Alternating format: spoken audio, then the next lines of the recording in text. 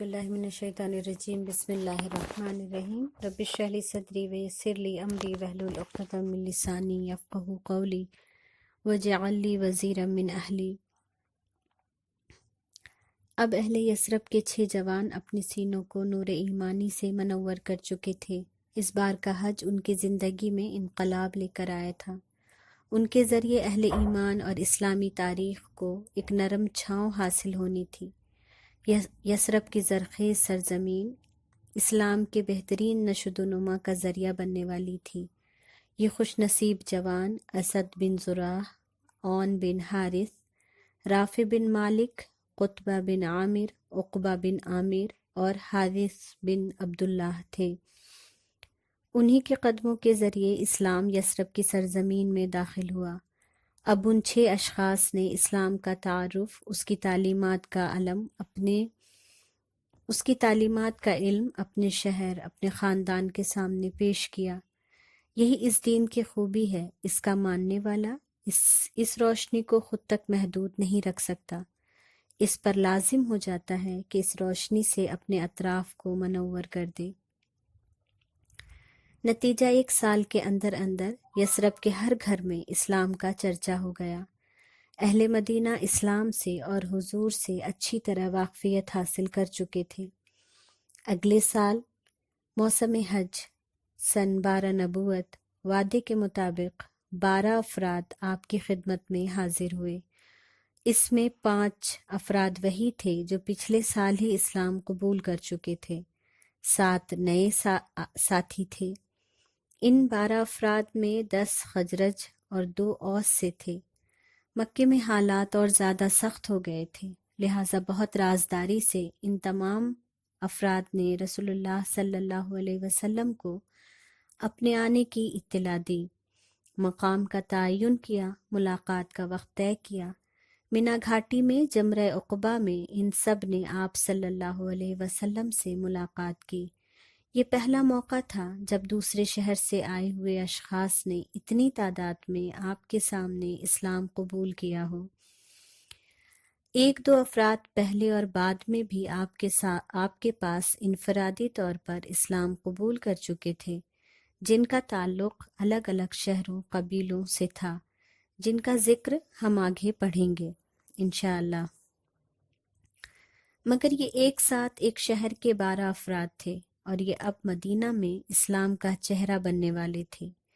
یہ داعی اسلام تھے اور آزاد بھی تھے۔ آپ نے انہیں اسلام کی بنیادی باتیں سکھائیں اور چند باتوں پر ان سب سے بیعت لی۔ وہ باتیں یہ تھیں کہ آؤ مجھ سے اس بات پر بیعت کرو کہ اللہ کے ساتھ کسی کو شریک نہ کرو گے، چوری نہ کرو گے، زنا نہ کرو گے، اپنی اولاد کو قتل نہ کرو گے، من گڑھت بہتان نہ لگاؤ گے، اور کسی بھلی بات میں میری نافرمانی نہ کرو گے۔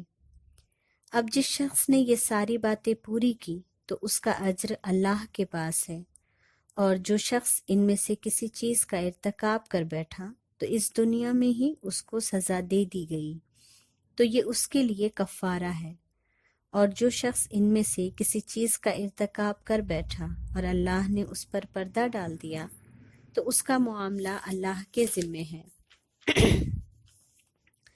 چاہے تو وہ سزا دے اور چاہے تو معاف کر دے۔ یہ وہ بنیادی باتیں تھیں جس پر آپ نے اہل یثرب سے بیعت لی۔ اگر ہم غور کریں تو اس میں ساری باتیں انسانی، سماجی و معاشرتی زندگی سے تعلق رکھتی ہیں، اور اس کا خیال، اس کی برائی کا احساس جس سماج سے نکل جاتا ہے، وہ سماج انتشار کا، آپس میں اختلافات، لڑائی جھگڑے، بے انصافی اور پھر اس کے رد عمل کا شکار ہو جاتی ہے۔ نتیجہ اس سماج کا سکون ختم ہو جاتا ہے، اور ایسے ماحول میں انسان کا تعمیری کام کرنا تو دور کی بات، تعمیری فکری نظریہ بھی تشکیل نہیں پا سکتا۔ لہٰذا اگر ہم اور آپ اپنے معاشرے میں سکون اور ترقی کے خواہاں ہیں تو سب سے پہلے ان تمام باتوں پر غور کرنے کی ضرورت ہے، اسے اپنے سماج میں لاگو کرنے کی ضرورت ہے، کیونکہ یہ تمام باتیں انسانی حقوق سے تعلق رکھتی ہیں۔ اسلامی تعلیمات کی خوبصورتی ہی یہی ہے کہ وہ ہر انسان کو اس کی اپنی ذمہ داری ادا کرنے کا حکم دیتا ہے، جس سے کسی کو اپنے حق کے لیے کھڑا نہ ہونا پڑے، سامنے والے سے اس کے حقوق خود بخود حاصل ہو جائیں۔ اہل یثرب رسول محمد صلی اللہ علیہ وسلم کے زبان مبارک سے وہ موتی چن کر لوٹ رہے تھے جس سے ان کی بستی منور ہونے والی تھی، اور مدینہ قیامت تک کے لیے مدینہ منورہ بننے والا تھا، ایک مثالی پروقار شہر جن کے باسی ایثار، محبت اور اعلیٰ ظرفی کی نئی ریت قائم کرنے والے تھے۔ 10 اور 11 نبوت میں کچھ اور افراد بھی دائرہ اسلام میں داخل ہوئے جن کا تعلق مکہ سے نہ تھا، جن کے ذریعے اسلام ان کی بستیوں میں داخل ہوا۔ یہاں چند ایک کا ذکر ہے۔ سوید بن سامت، یہ ایک مشہور شاعر تھے، عقل و دانش سے بھرپور، اس لیے لوگ انہیں کامل کہا کرتے تھے۔ کامل عرب اسے کہتے تھے جس کو اپنے علم میں کمال حاصل ہو۔ یہ حج کے لیے مکہ تشریف لائے۔ جیسا کہ ہم سب جانتے ہیں، رسول اللہ صلی اللہ علیہ وسلم عکاظ، مجنہ اور ذوالمجاز کے بازار میں اسلام کی دعوت کے لیے تشریف لے جایا کرتے تھے۔ حاجی پہلے ان بازاروں میں اپنے مال بیچتے، پھر 8 ذی الحج سے مناسک حج کے لیے خود کو فارغ کر لیتے۔ اسی موقع سے آپ نے سوید بن سامت کو اسلام کی دعوت دی۔ انہوں نے اپنے علم کے مطابق حکمت لقمان پیش کیا۔ آپ نے ان کی بات بغور سنا، ان کے سامنے قرآن کی تلاوت کی۔ انہوں نے کہا، یہ بہترین قول ہے۔ وہ ایک عقل مند، گہری سوجھ بوجھ کے مالک، انسانی کلام کی فصاحت سے اچھی طرح واقف تھے، اس لیے رب کے کلام کی عظمت سمجھنے میں دیر نہ لگی اور مسلمان ہو گئے۔ یہ یثرب کے باشندے تھے۔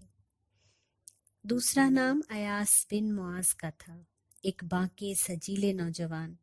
سن 11 نبوت میں اپنے قبیلہ اوس کے ہمراہ مکہ خزرج کے خلاف مدد لینے آئے تھے۔ جب ان سب کی آمد کی اطلاع رسول اللہ صلی اللہ علیہ وسلم کو ہوئی تو آپ تشریف لائے، ان کے سامنے اسلام کی دعوت دی اور قرآن پیش کیا۔ ایاس بول پڑے، یہ اس سے بہت بہتر ہے جس کے لیے ہم یہاں آئے ہیں۔ اس پر ان کے گروپ کے ایک شخص نے بتھا کی کنکریاں ایاس بن معاذ کے چہرے پر دے ماری اور تنبیہ کیا کہ ہم دوسرے مقصد سے یہاں آئے ہیں، لہٰذا وہ اس وقت چپ ہو گئے۔ بعد میں انہوں نے اسلام قبول کیا اور اپنی وفات تک اس پر قائم رہے، اور ایک جلیل القدر صحابہ کے ایمان لانے کی وجہ بھی بنے۔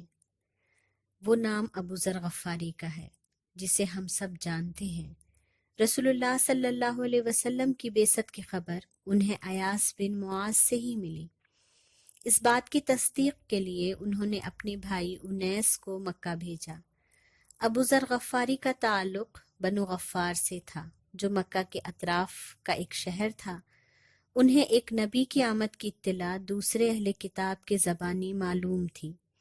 ان کی نشانیاں، ان کا حال احوال وہ سب جانتے تھے۔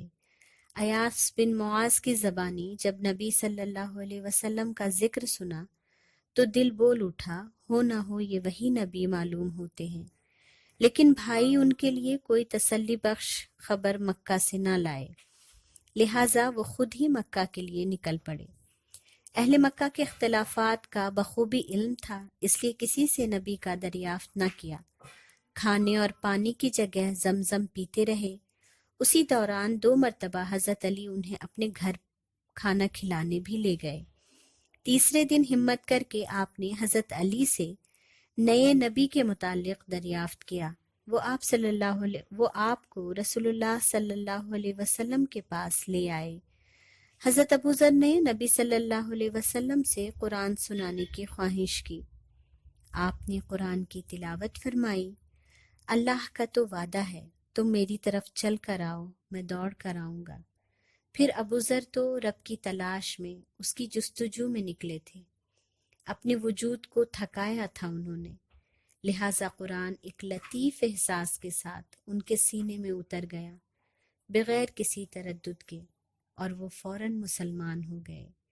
مسجد حرام تشریف لائے، اعلان کیا اشہد ان لا الہ الا اللہ و اشہد ان محمدن عبدہ و رسولہ، کہ میں گواہی دیتا ہوں اللہ کے سوا کوئی معبود نہیں، اور گواہی دیتا ہوں کہ محمد اللہ کے بندے اور اس کے رسول ہیں۔ غیر شہر، غیر قبیلہ، غیر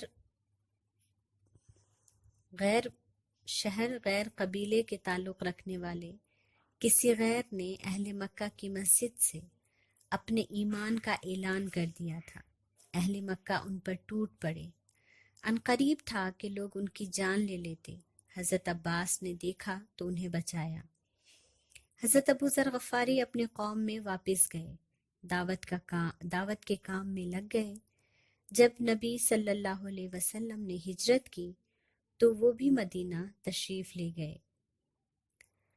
طفیل بن عمرو دوسی ایک ذہین مشہور شاعر، عمدہ طرز کلام کے مالک۔ یہ قبیلہ یمن کے قریب آباد تھا۔ طفیل اپنے قبیلے کے سردار بھی تھے، عقل مند، سمجھدار، اعلیٰ اخلاق و کردار کے مالک۔ سن 11 نبوت میں یہ حج کے لیے مکہ تشریف لائے۔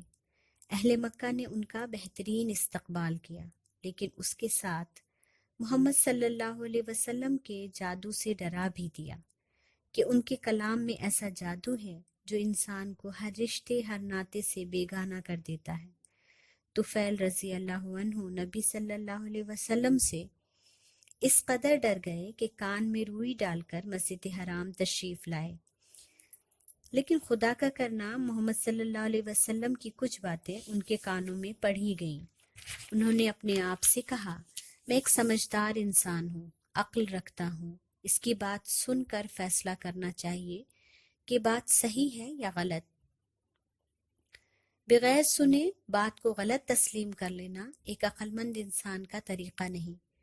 لہٰذا رسول اللہ صلی اللہ علیہ وسلم جب گھر تشریف لے جانے لگے تو طفیل رضی اللہ عنہ آپ کے پیچھے پیچھے آپ کے گھر آ گئے، آپ سے ملاقات کی، ساری رودات سنائی، اپنی بات پیش کرنے کو کہا۔ آپ صلی اللہ علیہ وسلم نے قرآن ان کے سامنے پیش کیا۔ رب کے پیارے اور میٹھے بول طفیل دوسی کے رگ رگ میں اتر گئے۔ انہوں نے اسلام قبول کیا، حق کی شہادت دی، پھر عرض کیا، یا رسول اللہ صلی اللہ علیہ وسلم، میری قوم میں میری بات سنی جاتی ہے، لہٰذا میں انہیں اسلام کی دعوت دوں گا۔ آپ اللہ سے دعا کریں کہ وہ مجھے کوئی نشانی عطا کر دے۔ آپ نے دعا فرمائی، آپ کا چہرہ چراغ کی طرح روشن ہو گیا۔ انہوں نے اللہ سے اس نور کو چہرے کے بجائے کہیں اور منتقل ہو جانے کی دعا کی تو یہ ان کے کوڑے میں منتقل ہو گئی۔ انہوں نے اپنے اہل خانہ اور قوم کو اسلام کی دعوت دی تو بیوی اور والد نے فوراً اسلام قبول کر لیا۔